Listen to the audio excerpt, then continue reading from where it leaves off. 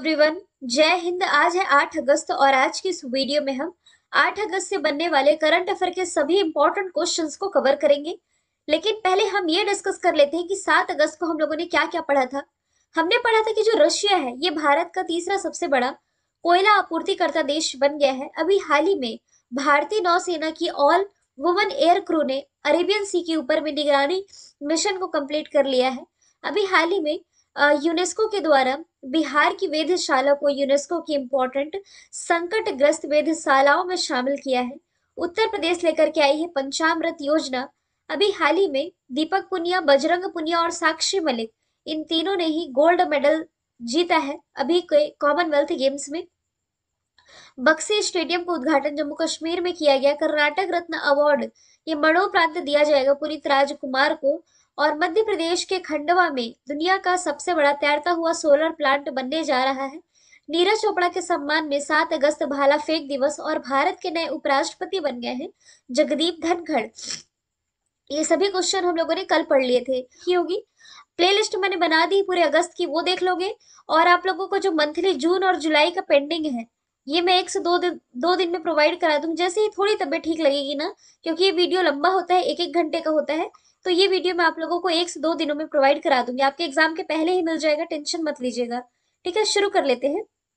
आज का जो हमारा पहला क्वेश्चन है कि आतंकवाद के खिलाफ इस साल यानी कि 2022 में संयुक्त राष्ट्र सुरक्षा परिषद के 15 देशों के राजनयिक की विशेष बैठक में जो अध्यक्षता है कौन सा देश कर रहा है? तो इस बार इसकी अध्यक्षता कर रहा है भारत। अपना ही देश इसकी अध्यक्षता करने जा रहा है। इस प्रश्न को समझने से पहले थोड़ा सा हम यूनाइटेड नेशन सिक्योरिटी काउंसिल के बारे में जान लेते हैं। अक्सर आप लोगों ने इसका नाम सुना होगा। इससे पहले आप लोगों ने यूनाइटेड नेशंस ऑलरेडी पढ़ रखा होगा। यूनाइटेड नेशंस यानी कि संयुक्त राष्ट्र 24 अक्टूबर 1945 में इसकी स्थापना हुई। इसका हेडक्वार्टर ये हो जाएगा न्यूयॉर्क में। इतना आप लोगों ने पढ़ रखा है।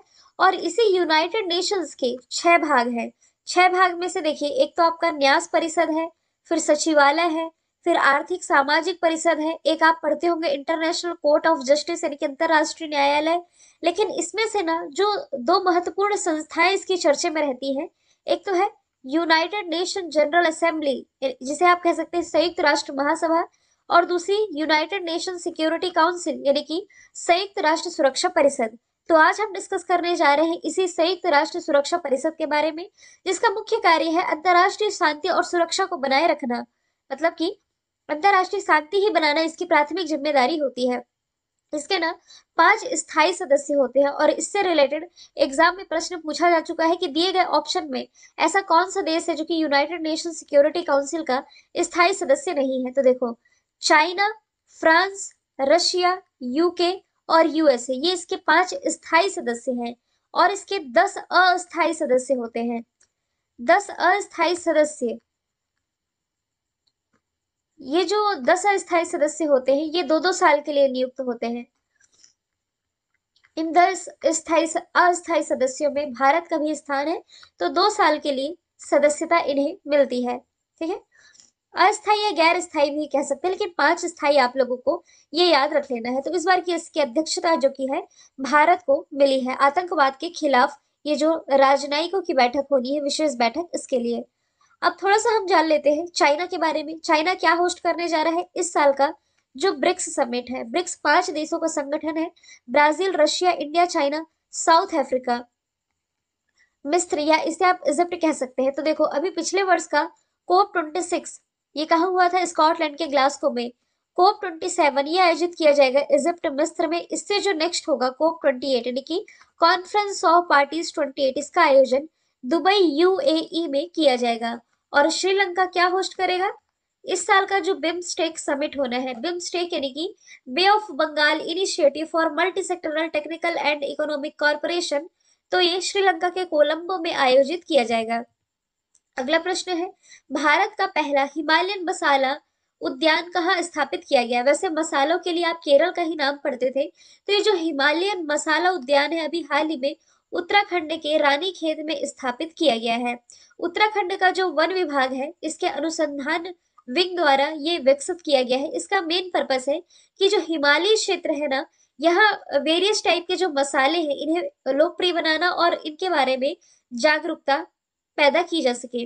तो उत्तराखंड के बारे में यदि मैं बात करूं, इसकी राजधानी हो जाएगी देहरादून। ग्रीष्मकालीन राजधानी इसकी गैरसैंण ही है। इसके जो मुख्यमंत्री हैं पुष्कर धामी ये बन गए हैं। राज्यपाल यहाँ के गुरमीत सिंह हो जाएंगे। इंपॉर्टेंट नेशनल पार्क की यदि मैं बात करूं तो Jim Corbett national park. Jim Corbett national park जहां भारत में पहली बार प्रोजेक्ट टाइगर की शुरुआत की गई थी। कब की गई थी? 1973 में। तो जिम कॉर्बेट नेशनल पार्क यही है। वैली ऑफ फ्लावर यही है। गंगोत्री नेशनल पार्क यही है। राजा जी नेशनल पार्क यही है ना। और उत्तराखंड कृषि भूमि को लीज पर देने वाला पहला राज्य भी बना है। और इसके अलावा क्या रिलेट कर सकते हैं आप उत्तराखंड से? आगे डिस्कशन आएगा तो मैं बता भी दूंगी। हालांकि देखो, रानीखेत तो जगह का नाम है, लेकिन रानीखेत एक बीमारी भी होती है जो कि पूछा जाता है अक्सर, किसमें पाई जाती है? माफ कीजिएगा, रानीखेत जो बीमारी है ना, ये मुर्गियों में पाई जाने वाली एक तरह की संक्रामक रोग है। ठीक है। और श्रीनगर की यदि मैं बात करूं तो भारत का पहला आया है ना यहाँ पास। तो भारत का ऐसा पहला क्या है जो श्रीनगर में स्थापित किया गया है? अभी हाल ही में गृह मंत्री अमित शाह जी के द्वारा इसी श्रीनगर में स्टेच्यू ऑफ पीस का अनावरण किया गया, शांति की प्रतिमा का। जबकि statue of unity, sorry, statue of equality यानी कि एकता की जो प्रतिमा है, इसका उद्घाटन प्राइम मिनिस्टर नरेंद्र मोदी ने किया था तेलंगाना के हैदराबाद में। स्टेच्यू ऑफ यूनिटी ये गुजरात के केवड़िया में है ना। और मध्य प्रदेश के भोपाल की यदि मैं बात करूं तो भारत का पहला ई कचरा क्लिनिक यही स्थापित किया गया। और भारत का पहला वर्ल्ड क्लास रेलवे स्टेशन जो कि है कमलापति रेलवे स्टेशन, ये भी यही स्थापित किया गया है। अगले प्रश्न की तरफ चलते हैं। गायों को गोद लेने के लिए पुण्य कोटि दत्तू योजना ये किस राज्य सरकार ने शुरू की है? तो इसकी शुरुआत अभी हाल ही में कर्नाटक गवर्नमेंट के द्वारा की गई है। मतलब कि इस पुण्य कोटि योजना के तहत पब्लिक और प्राइवेट ऑर्गेनाइजेशन से, मतलब जो भी गौशालाएं हैं जहां गायों का ध्यान रखा जाता है, ऐसा कोई भी व्यक्ति जो कि गायों को अडॉप्ट करना चाहता है, उनकी देखभाल करना चाहता है, तो उन्हें गोद लिया जा सकता है। ठीक है। और ऐसी योजना लेकर के आई है कर्नाटक गवर्नमेंट। हालांकि गायों के संरक्षण के लिए यदि आप रिलेट करोगे ना, तो भारत का पहला काउ कैबिनेट यानी कि गौ कैबिनेट का गठन करने वाला पहला राज्य ये मध्य प्रदेश था। इसके अलावा असम को भी आप रिलेट कर सकते हो। मैंने आपको पिछले ही साल ये पढ़ाया है कि पूर्वोत्तर भारत का पहला गाय अस्पताल जो है ये इसी असम में स्थापित किया गया। अभी छत्तीसगढ़ सरकार गोवर्धन योजना लेकर के आई थी, गायों का गोबर खरीद रही थी, और अब ये गायों के मूत्र को भी खरीदने पर विचार कर रही है। ये छत्तीसगढ़ की स्कीम हुई है ना। और आवारा पशु, मतलब आवारा पशु जिस पर किसी का मालिकाना हक नहीं होता, तो अभी यदि आप रिलेट करोगे ना, तो जो उत्तर प्रदेश है, उत्तर प्रदेश गवर्नमेंट एक स्कीम लेकर के आई थी, बेसहारा गौवंश योजना। ऐसे ही गाय जिन पर किसी का मालिकाना हक नहीं है, सड़क पर यूं ही घूमते रहती है, तो इनकी कोई निगरानी रखता है, इनकी कोई देखभाल करता है, तो इन्हें भी पैसे दिए जा रहे थे उत्तर प्रदेश गवर्नमेंट के द्वारा। तो बेसहारा गौवंश योजना ये उत्तर प्रदेश गवर्नमेंट की पहल थी। यहाँ हम डिस्कस कर रहे हैं कर्नाटक के बारे में। कर्नाटक की राजधानी हो जाएगी बैंगलोर। बैंगलोर में भारत की पहली गर्ल्स फुटबॉल अकेडमी तो है ही। बैंगलोर ये वृषभावती नदी के किनारे बसा हुआ है। भारत की स्पेस एजेंसी इसरो का हेडक्वार्टर ये इसी बैंगलोर में हो जाएगा। सिलिकॉन सिटी ये बैंगलोर को ही कहा जाता है। कर्नाटक का 31वां जिला ना, ये बना था विजयनगर। किससे अलग होकर के बना था? तो ये बना था बेल्लारी से अलग होकर के। यहाँ कुछ इंपॉर्टेंट नेशनल पार्क है, जैसे कि अंसी, कुद्रेमुख, नागरहोल, बन्नरघट्टा। और इसके अलावा नीति आयोग के द्वारा जो इंडिया इनोवेशन इंडेक्स का तीसरा संस्करण रिलीज किया गया, इसमें कर्नाटका ही रहा है टॉप पर। अब हम अदर ऑप्शन को रिलेट कर सकते हैं, जैसे कि वतन प्रेम योजना। क्वेश्चन तो योजना से रिलेटेड है, तो ऑप्शन को भी हम योजनाओं से कनेक्ट करेंगे। वतन प्रेम योजना ये गुजरात की चर्चा में थी। राजस्थान की सबसे बड़ी स्वास्थ्य योजना चिरंजीवी स्वास्थ्य योजना थी। और मध्य प्रदेश का बेटी बचाओ, एक बेटी बचाओ ने एक लाडली लक्ष्मी योजना ये लेकर के आई थी वर्ष 2007 में। रिसेंटली ना लाडली लक्ष्मी योजना 2.0 ये लेकर के आई है मध्य प्रदेश गवर्नमेंट। अगले प्रश्न की तरफ चलते हैं। फॉर्च्यून ग्लोबल 500 लिस्ट 2022 में लगातार 9वें साल कौन सी कंपनी है जो कि टॉप पर रही है, यानी कि पूरे वर्ल्ड में कौन सी कंपनी टॉप पर रही है? वॉलमार्ट इसमें टॉप पर रही है। टॉप 500 कंपनीज की लिस्ट में वॉलमार्ट है, फिर अमेजन है, इसके बाद state grid corporation of China है। इसमें भारत की तरफ से जो शामिल हुई है ये है LIC। ओवरऑल इसकी रैंकिंग 98th पोजीशन पर है, और इसके बाद रिलायंस इंडस्ट्रीज है, 104वां स्थान इसे मिला है। वॉलमार्ट तो अमेरिका की कंपनी है, आप लोगों को मालूम चल गया। अमेजोन भी चर्चे में रहती है। अमेजोन के संस्थापक जेफ बेजोस और इसके CEO बदल दिए गए हैं। एंडी जेसी, ये अमेजोन के CEO है। दुनिया की सबसे बड़ी ई-कॉमर्स कंपनी है माइक्रोसॉफ्ट। माइक्रोसॉफ्ट अपना सबसे बड़ा आप कह सकते हैं डेटा सेंटर ये हैदराबाद में स्थापित कर रहा है, भारत का है ना। रिलायंस इंडस्ट्रीज ये मुकेश अंबानी की कंपनी है। अगले प्रश्न की तरफ चलते हैं। पूर्व भारतीय कप्तान महेंद्र सिंह धोनी के जीवन पर लिखित एक किताब है do different the untold Dhoni. इस किताब को लिखा गया है अमित सिन्हा और जॉय भट्टाचार्य के द्वारा। बोथ ए एंड बी इसका राइट आंसर हो जाएगा। महेंद्र सिंह धोनी की पूरी जीवनी बताई गई है इस किताब में, है ना, तो इसमें कुछ एडिशनल याद रखने की जरूरत नहीं है। महेंद्र सिंह धोनी, ये इनसे रिलेटेड कुछ ब्रांड आप रिलेट कर सकते हैं जिनके ये ब्रांड एम्बेसडर हैं। एक तो ये Dream11 के ब्रांड एम्बेसडर हैं, रेड बस के ब्रांड एम्बेसडर हैं, टाइटन के भी ब्रांड एम्बेसडर रह चुके हैं, इंडिगो पेंट के ब्रांड एम्बेसडर हैं। इसके अलावा रिसेंटली एक गरुड़ एरोस्पेस भारत की एक स्टार्टअप कंपनी है, इसके भी ब्रांड एम्बेसडर महेंद्र सिंह धोनी हो जाएंगे। और क्या रिलेट किया जा सकता है महेंद्र सिंह धोनी से? इतना डिस्कशन काफी था। यहाँ हम बुक्स एंड ऑथर को कवर करें ना, तो यहाँ मैं अरुंधति भट्टाचार्य की जगह अरुंधति रॉय लिखना चाह रही थी, क्योंकि इनकी एक किताब है गॉड ऑफ स्मॉल थिंग जिसके लिए इन्होंने बुकर प्राइज भी जीता है। ये अरुंधति रॉय की किताब हो गई। फिर स्मृति ईरानी जी की किताब मैं हालिया का बता देती हूँ, जैसे कि हमारी जो केंद्रीय मंत्री है स्मृति ईरानी, इनकी किताब है लाल सलाम, हाल ही में लॉन्च हुई। रस्किन बॉन्ड ने तो 60 से ऊपर किताबें लिखी है। द ब्लू अम्ब्रेला इनकी एक प्रमुख किताब है। शशि थरूर की है द पैराडॉक्सियल प्राइम मिनिस्टर और an era of darkness. Sanjaya Baru की है the accidental prime minister. Anupam Kher की है your best day is today. Raghuram Rajan की है द थर्ड पिलर, है ना, तो ये सभी आप रिलेट कर सकते हो। अगला प्रश्न है, अभी जो कॉमनवेल्थ गेम्स चल रहे हैं इसमें भारत के किस खिलाड़ी ने इतिहास में पहली बार ऊंची कूद में कांस्य पदक जीता है? तो इसमें से जो तेजस्विन शंकर है इन्होंने हाई जंपिंग में भारत को ब्रॉन्ज मेडल दिला दिया है। इसका ये 22वां संस्करण है। इंग्लैंड के बर्मिंघम में आयोजित किया जा रहा है। इसका शुभंकर है पेरी द बुल और आदर्श वाक्य है गेम्स फॉर एवरीवन। पहला मेडल इसमें गोल्ड ही मिला था भारत को। मीराबाई चानू ने दिलाया था वेट लिफ्टिंग में। अंशु मलिक, कल मैंने गलती से कह दिया था इन्होंने गोल्ड जीता है, एक्चुअल में इन्होंने सिल्वर मेडल जीता है। अनाहत सिंह, ये ना इस बार के ये जो कॉमनवेल्थ गेम्स चल रहे हैं इसमें शामिल सबसे कम उम्र की एथलीट है भारत की, तो इनका नाम आप याद रख सकते हो। अगला प्रश्न भी स्पोर्ट्स से रिलेटेड है। हाल ही में अंडर 20 सैफ फुटबॉल चैंपियनशिप किसने जीती है?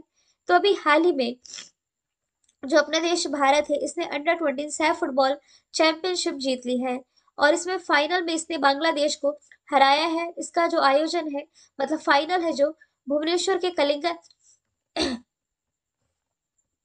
माफ कीजिएगा, मैं फिर से एक बार पानी पी लेती हूँ वरना आवाज अभी फिर से चेंज हो जाएगी।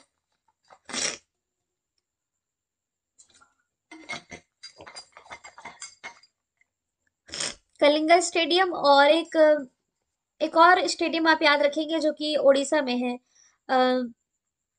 बिरसा मुंडा स्टेडियम। उड़ीसा के राउरकेला में बन के तैयार हुआ है। भारत का सबसे बड़ा हॉकी स्टेडियम है, 20,000 लोगों की बैठक क्षमता वाला। ठीक है, तो भारत सैफ कप अपने नाम कर लिया है। सैफ यानी कि साउथ एशियन फुटबॉल फेडरेशन इसकी फुल फॉर्म बनती है। यदि आप लोग रिलेट करोगे ना, तो पुरुषों के बैडमिंटन से रिलेटेड जो थॉमस कप है ना 2022 का, ये भी भारत ने जीता था। जबकि महिलाओं के बैडमिंटन से रिलेटेड जो उबर कप है 2022 का, ये साउथ कोरिया ने जीता था। कोपा अमेरिका खिताब ये जीता अर्जेंटीना ने। और ऑस्ट्रेलिया ने आईसीसी वुमेन्स वर्ल्ड कप 2022 ये किसने जीता? ऑस्ट्रेलिया ने जीता था, जो कि न्यूजीलैंड में आयोजित किया गया था। अगला प्रश्न है, हर साल हस्तकरघा दिवस यानी कि हैंडलूम डे कब मनाया जाता है? तो 7 अगस्त को ये जो दिन है ये मनाया जाता है। हथकरघा यानी कि हैंडलूम तो आप समझते होंगे, एक तरह का कला ही है, हाथ की कला, मतलब कि कपड़े की मशीन की सहायता से बुना जाता है और थोड़ा बहुत इसमें ना हाथ पैर से संचालित किया जाता है। कुछ ऐसा इस इमेज को देख करके आप समझ पा रहे होंगे। मतलब भारत की काफी आबादी है जो कि हैंडलूम के क्षेत्र में लगी हुई है। जो हथकरघा उत्पाद है, मतलब कि भारत जो है दुनिया में हथकरघा उत्पादों का दूसरा सबसे बड़ा निर्यातक है। जो हमारा कपड़ा मंत्रालय है ना, इसके द्वारा ये दिवस मनाए जाने की शुरुआत की गई थी। 2015 से मनाया जा रहा है और इस बार यदि हम देखें तो इसका 8वां संस्करण है। कल मैंने आपको बताया था कि 7 अगस्त को भाला फेंक दिवस और 7 अगस्त को आप नेशनल हैंडलूम डे भी रिलेट कर सकते हो। 6 अगस्त को तो हिरोशिमा डे, क्योंकि आपको पता है 6 अगस्त को जापान के हिरोशिमा में परमाणु बम गिराया गया था। फिर इसके 3 दिन बाद नागासाकी में परमाणु बम गिराया गया था, है ना, किसके द्वारा? अमेरिका के द्वारा। 1 अगस्त को आपका वर्ल्ड वाइड वेब डे मनाया जाता है। अगला प्रश्न ये मैंने कल ऐड किया था कि भारत के उपराष्ट्रपति कौन बने हैं। जगदीप धनखड़ बने हैं भारत के उपराष्ट्रपति। ये 14th क्रम के उपराष्ट्रपति हैं। देखो, भारत के पहले उपराष्ट्रपति कौन थे? तो ये डॉक्टर सर्वपल्ली राधाकृष्णन थे। इन्हीं के सम्मान में हम 5 सितंबर को राष्ट्रीय शिक्षक दिवस मनाते हैं। तो ये भारत के पहले उपराष्ट्रपति, लेकिन राजेंद्र प्रसाद के बाद ये भारत के दूसरे राष्ट्रपति थे। यहाँ हम उपराष्ट्रपति का डिस्कशन कर रहे हैं। तो उपराष्ट्रपति का जो पद है ना, ये यूएसए के संविधान से प्रेरित है। 14th क्रम के उपराष्ट्रपति बने हैं जगदीप धनखड़, और इन्होंने अपने विपक्ष में जो मार्गरेट अल्वा रही, इन्हें हराया है। ठीक है।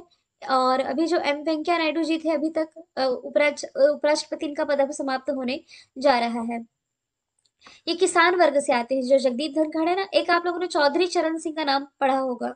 चौधरी चरण सिंह जो कि भारत के 5वें प्राइम मिनिस्टर थे, ये किसान परिवार से बिलोंग करते थे। तो चौधरी चरण सिंह के बाद यदि हम देखें, चौधरी चरण सिंह के बाद इतने बड़े संवैधानिक पद पर पहुंचने वाले ये दूसरे व्यक्ति बने हैं जगदीप धनखड़, जो कि अभी थोड़े समय पहले तक पश्चिम बंगाल के राज्यपाल के रूप में कार्य कर रहे थे।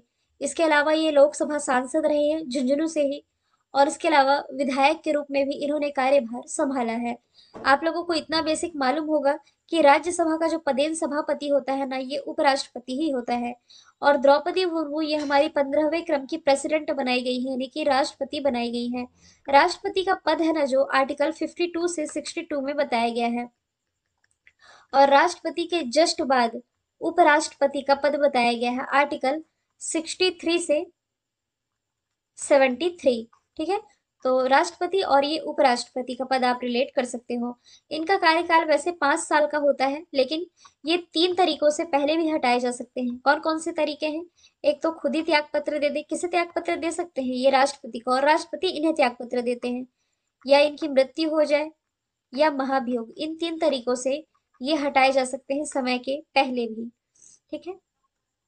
मनोज सिन्हा तो जम्मू कश्मीर के उपराज्यपाल है। एम वेंकैया नायडू के बारे में मैंने बता ही दिया है। लास्ट का क्वेश्चन मैंने रिवीजन के लिए रखा है। आईटीबीपी के महानिदेशक का एडिशनल चार्ज किसने संभाला है? पहले संजय अरोड़ा थे, लेकिन दिल्ली पुलिस आयुक्त के रूप में इनकी नियुक्ति कर दी गई, जिसके बाद से अब जो एस एल थाउसन है, ऑप्शन नंबर ए इसका राइट आंसर हो जाएगा। एस एल थाउसन आईटीबीपी के महानिदेशक का पदभार संभाल रहे, जो कि 1988 बैच के आईपीएस ऑफिसर है। Indo Tibet border police Bharat China war के बाद ये अस्तित्व में आया था, जिसका हेडक्वार्टर दिल्ली में स्थित हो जाएगा। कुलदीप सिंह ये central reserve police force CRPF के महानिदेशक हैं, जबकि बॉर्डर सिक्योरिटी फोर्स बीएसएफ के पंकज कुमार हो जाएंगे। मैंने कल आप लोगों से जो सवाल पूछा था, इसका राइट आंसर था अमेरिका। आज का सवाल है कि बांग्लादेश में भारत के अगले उच्चायुक्त कौन बने हैं? आंसर कमेंट बॉक्स में बताइएगा, और फिर मिलेंगे हम नेक्स्ट वीडियो के साथ। Thank you so much.